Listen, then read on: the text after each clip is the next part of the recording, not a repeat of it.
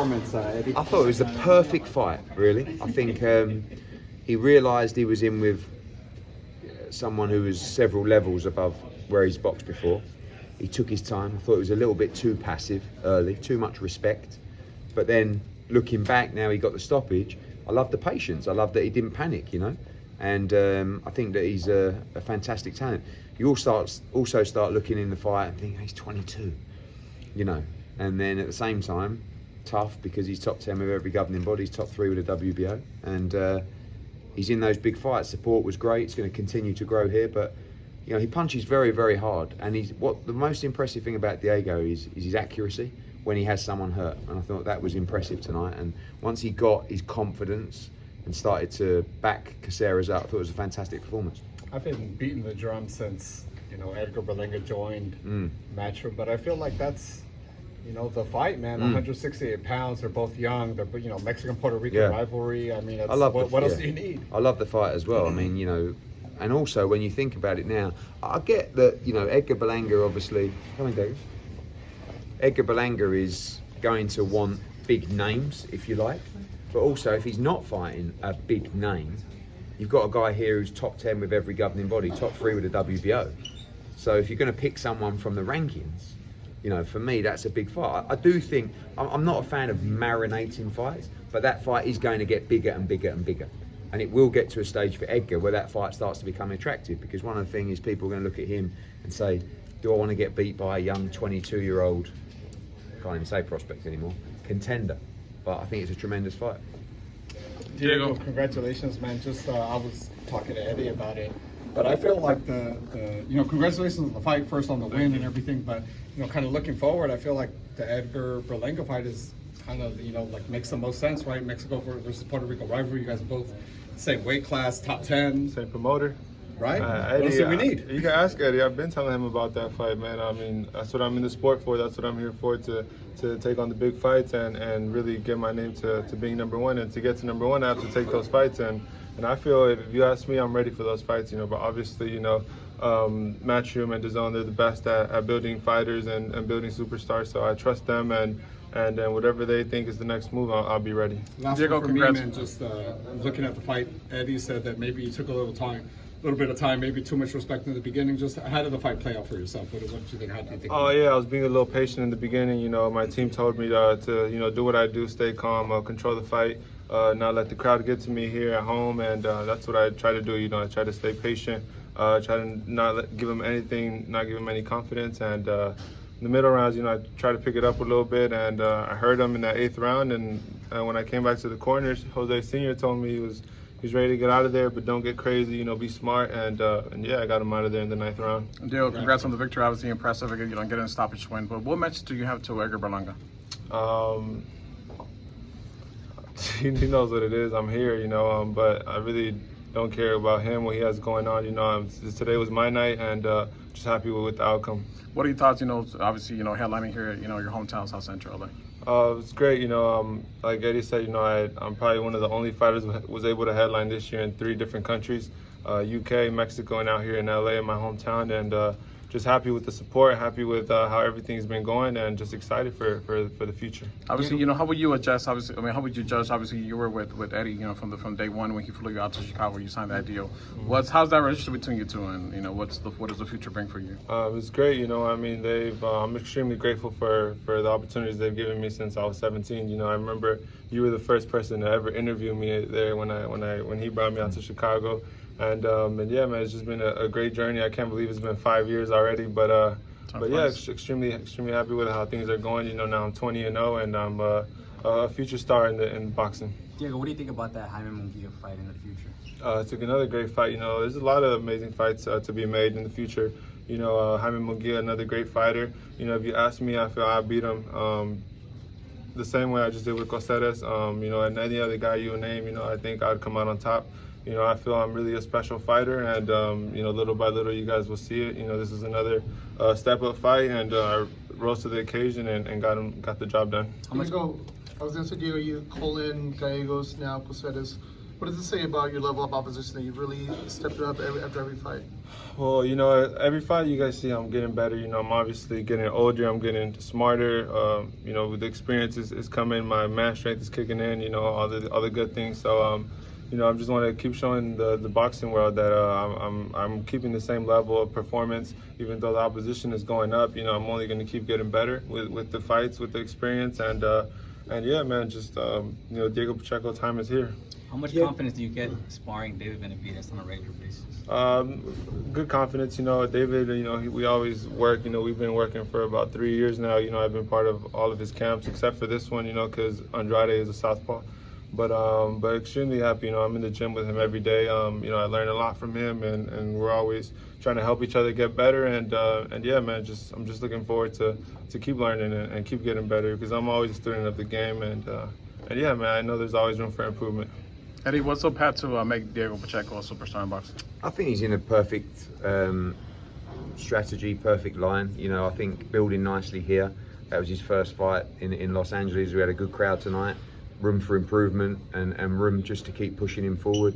He's never going to be a guy that's going to roll out of nightclubs and start screaming and shouting at everyone. So the great news is you've got a good role model here for the kids from South Central and Los Angeles.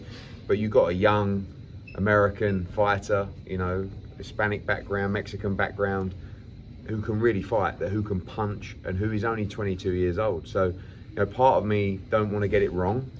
I still feel like there's improvements that need to be made. He knows that, but he's only going to get better. And it's frightening to think that at 22, he could have another 3 fights before he starts thinking about world championships. And the improvements that he's going to make in 2024, he's already top 10 with every governing body, top 3 with the WBO. And sometimes, when Canelo Alvarez moves up or doesn't fight a mandatory, options to fight for a world title become available. So we got to be ready for that in 2024. For me, it's more like 2025. But next year, I love the names that we mentioned, Munguia, Edgar, Berlanga. Those places, they fill out venues much bigger than this, obviously. A fight with Jaime Munguia, for example, is a massive fight in Los Angeles.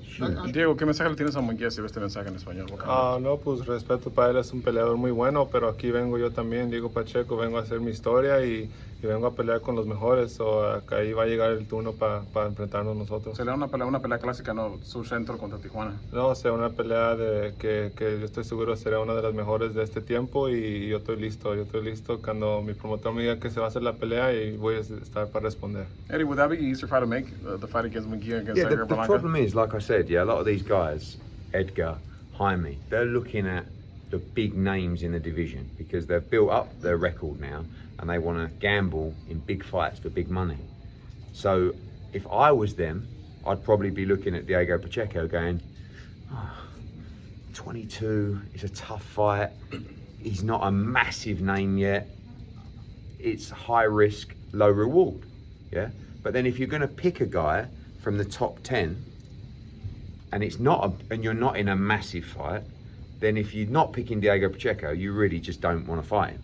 Do you know what I mean? So I think it's best for us not to start calling people out, not to start upsetting people or ruffling feathers, just going about our business nice and quietly, well, loudly from me, but quietly from Diego, and just continuously. I think next opponent should be someone that you guys and the fans go, wow, woof. He's making his step in the top 15 now, and I think tonight was the perfect bit of matchmaking. And I think Caceres, he really prepared well for the fight. He had a lot of notice for that fight, and he came to win. In the end, he had the heart punched out of him because he didn't want to take any more punishment. But in those middle rounds, he got caught too much, and that was nice to see him getting hit. Not nice, but in a way nice by a guy that can punch a little bit, because you can't afford to do that as you step up the levels. So for me, the perfect opponent, perfect learning fight as well, and in the end, the perfect performance and finish. Any YouTube theater, great crowd. Would you like to bring Diego back again here, or even like Carson or Staples Center? Yeah, I think this is a really nice home for him. There's another tier that we can open. I think we had 2,500 in here tonight. We can probably get it to 3,500, something like that. Next time it will be sold out, and then you just keep on going from there. This guy will be selling out the Staples Center. He'll be selling out the Forum, wherever we go, in the next 9, 12, 15 months. I think we've still got to build the story after tonight, just people talk.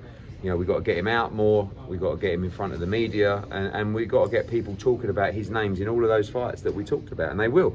You know, you see it across social media, everybody's talking about the Munguia fight, the Berlanga fight. They're excited to see him in those kind of fights, but you know, as far as I'm concerned, to have a young man like this at 22, 20-0, you know, I think you know, we definitely picked the right 17-year-old. Diego, I know you said that you don't care about what Berlanga is doing or what he says, but he watched your fight tonight and he was live tweeting, and he did say that he wished that Coceres had fought him like he fought you, and then it would have been a different story and he would have knocked him out.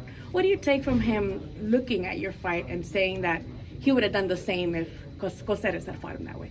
You know, I don't know, man. It was a tough fight for him when he fought him.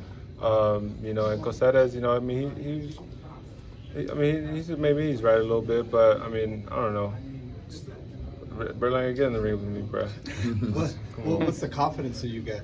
The fact that he did say that, kind of, you know, maybe throwing a little salt on your performance, being that you did knock him out and he's the power puncher and did it. Yeah, but you see, I made Coceres look that way. You know, Coceres had a 3-4 months notice. You know, he knew what fight he was coming for. He prepared, but you know, it's the styles. You know, he couldn't do anything against me. You know, Berlanga, he's a one-dimensional fighter. You know, it's a lot easier to do things against him and things that you can't do against me. You know, so I think that's what the difference was. Talk about the confidence that you get, that, you know, you did get the KO, right? And he did. I mean, I feel the same way I did before the fight. You know, I know what I bring to the table. I know my skills. You know, I've been in the ring with all the top guys, and you know, I know sparring is different, but you know, everyone knows what I'm about. You know, and those few punches he caught me with, man, it was really nothing. You know, it didn't really faze me. You know, I did. You know, I thought about just keeping my hands up a little bit more, but you know, I'm glad that happened. You know, it was some good shots he hit me with, but it was really nothing. How was that fight play out between you and Berlanga? You mentioned that he's a one-dimensional fighter. Just control the fight from round one to whenever I get him out of there, because I break him down, and he makes a lot of mistakes as well, you know. So I think I'd be able to get him out of there in, I say, like 6 to 8 rounds. You think that'll be another, you know, classic chapter to the Mexico, you know, Puerto Rico rivalry? For sure. You know, he has a great fan base. You know, he's a fighter who's built his name. You know, he's done a lot of great things in his young career, and you know, it'll be a great fight when it happens. Is that a fight that has to take place here in LA, or are you willing to go to New York and maybe make it happen? I'm willing to fight anywhere. You know, as long as there's a ring and there's a ref and judges. You know, I'm here to do my job. Diego, one of the judges had the fight drawn to the 8th round. Were you surprised about that? What? He had it pretty even, yes. Really? Yes, one of the judges. Yeah, that's surprising. Oh no, somebody got to check him. Yeah.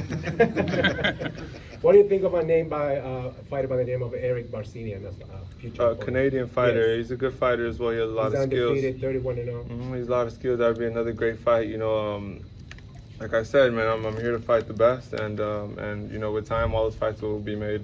Eddie, is that a possible fight to be made? Yeah, but the problem is with him, he's built his record up to 31-0, and he's just looking for a big fight for big money.